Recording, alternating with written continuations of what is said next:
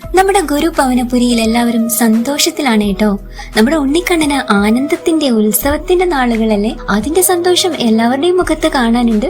അതിലേറെ സന്തോഷം നമ്മുടെ ഉണ്ണിക്കണ്ണന്റെ മുഖത്തുണ്ട് കേട്ടോ. ഉണ്ണീനെ യശോദാമ്മ ഇന്ന് അത്ര ഭംഗിയിലും അണിയിച്ചൊരുക്കി നിർത്തിയിട്ടുണ്ടായിരുന്നു. ഉണ്ണിയുടെ കുഞ്ഞി തൃപ്പാദങ്ങളില് നല്ല ഭംഗിയുള്ള കാൽത്തല കാണാനുണ്ടായിരുന്നു. ഉണ്ണി പട്ടുകോണകം അണിഞ്ഞിട്ടുണ്ട്.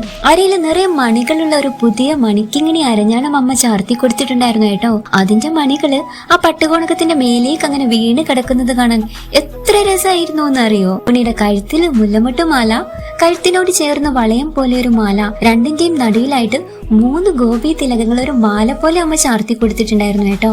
ഉണ്ണി കൈവളകളും തോൾവളകളും ഒക്കെ അണിഞ്ഞിട്ടുണ്ടായിരുന്നു. ഉണ്ണിയുടെ ഇടത് കയ്യില് തന്റെ പ്രിയപ്പെട്ട പൊന്നോടക്കുഴലുണ്ടായിരുന്നു. വലത് കയ്യില് നല്ല ഭംഗിയുള്ള ഒരു താമരപ്പൂ ഉണ്ണി പിടിച്ചിട്ടുണ്ടായിരുന്നു.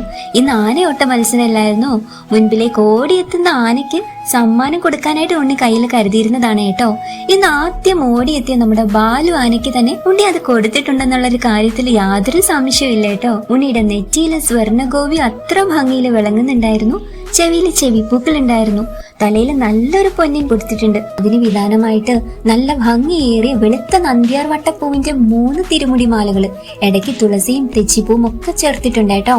കഴുത്തിൽ അതുപോലെ ഭംഗിയേറിയ 2 ഉണ്ടമാലകളും.